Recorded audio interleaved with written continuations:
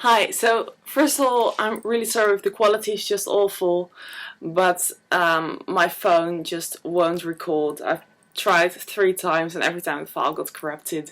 So I'm filming on my laptop and it's shit and I know, but bear with me. So today I would like to talk about my TBR for the Reading Rush, which was previously Booktubeathon. It's hosted by Ariel Bassett and Raylene LeMay. It's run from the 22nd to the 28th of July. So basically this is one of my favourite readathons to participate in, and while they have removed the necessary challenge of reading 7 books, I would still like to try, even though I know I'll probably fail, but who cares?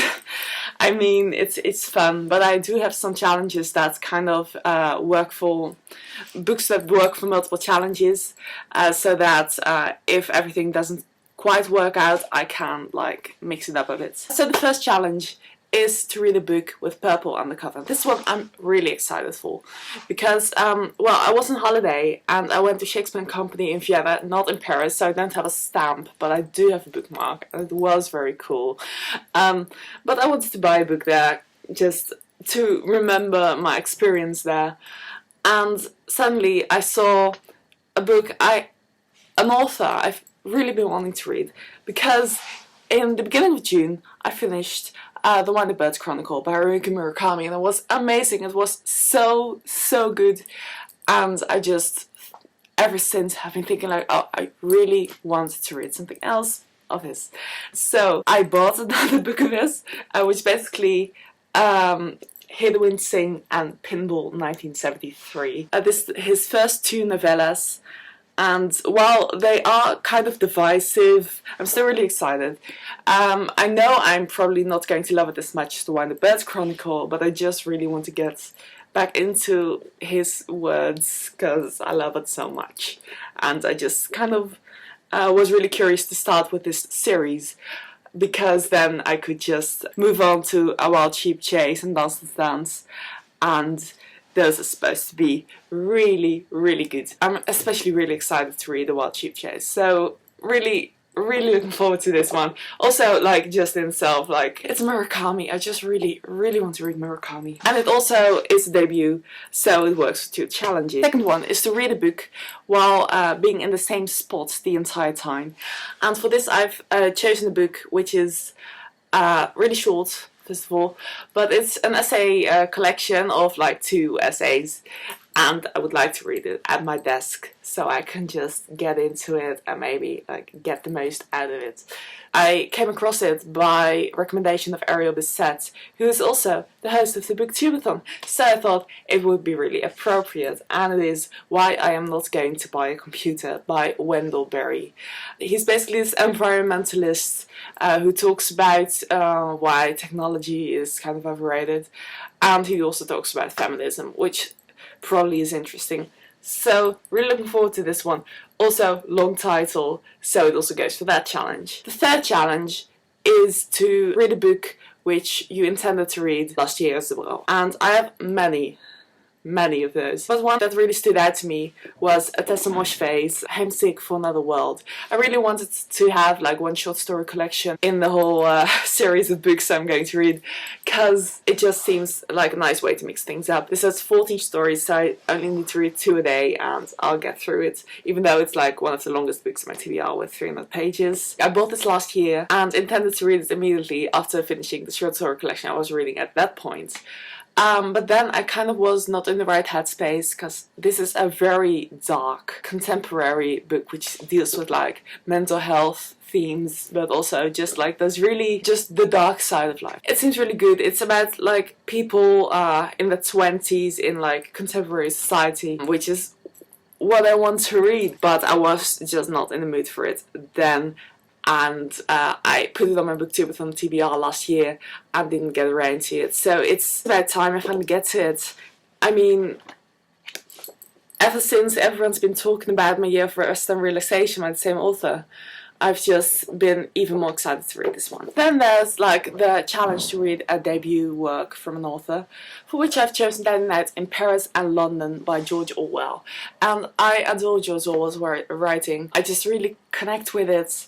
and this is basically his experience living the life of like a homeless person in both Paris and in London. It sounds really interesting, but simultaneously it's a bit weird because he actually had the financial abilities to just return to his normal life because he was actually in poverty, which is a bit odd, but it's supposed to be very good, and I haven't really heard people say that he came across like really privileged or something, which is good because it could go either way. But I trust Orwell, and I'm really looking forward to this one. I really want to read like settings like that, like in London, in Paris, 10th grade.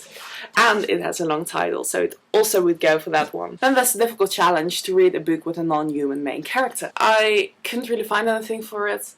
Initially I thought about Dracula, but that one's very long. And apart from that, like the fantasies I've got on my shelf, like I have the Gunslinger, but I wasn't really feeling it. And I'm not really sure if that has a non-human main character anyway. Apart from that, I only have like Game of Thrones and stuff, and those are very long, and again I'm not sure whether they're all human.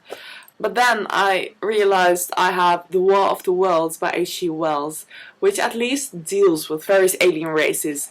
It just seems like a fun sci-fi story. I previously read The Island of Dr. Moreau by the same author, and it blew me away. It was so creepy and great, and ever since I've just been wanting to get through all his works, so it would be nice to finally do that. This like apparently short title actually also has 5 words, so I could like make my entire TBR consist of like titles with 5 words, it seems. Then I have the book for the actual challenge of reading a book with 5 words or more in the title, for which I've chosen Aphorisms on Love and Hate by Friedrich Nietzsche. It also actually would go for like a book I've been wanting to read previously, because like I bought this in 2015 or something, and every year I've been intending to read it on multiple occasions but never really got around to it.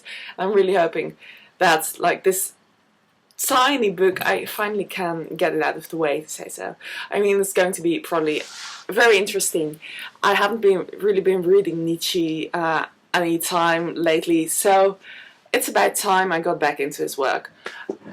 This is basically excerpts of his work of being human, so yeah, should be good. I have heard some reviews that's kind of disjointed, but that's also kind of the way Nietzsche writes, so that might just be his aphorisms, and I have read them previously, at least in parts, so yeah, it would be great to finally read some more of his, because he's like really influential and interesting, and I'm curious to see what controversial things he has to say, because some things are truly awful. And then lastly, there's like one I'm ironically very excited for, which is a bit weird. Like the challenge is book to movie adaptation, and as soon as I saw it, I kind of went like, oh my god, not again, because I don't like films. And you also have to watch the adaptation as well as read the book, which is an interesting challenge, but it's just never really for me. But then I realized that on holiday I finally bought Girl Interrupted by Susanna Kaysen. And this is exactly the kind of book I would like to see the adaptation of. Basically, there are like some films I really enjoy, like Clockwork Orange, Trainspotting, The Shining, One Flew Over the Cuckoo's Nest. I watch directly after reading the book. Those are the books that generally work for me, so I think that this one might as well really work for me. Basically, this was Susanna Kaysen's life of being sent away to a mental institution where she just starts living for a while to get help with her mental problems.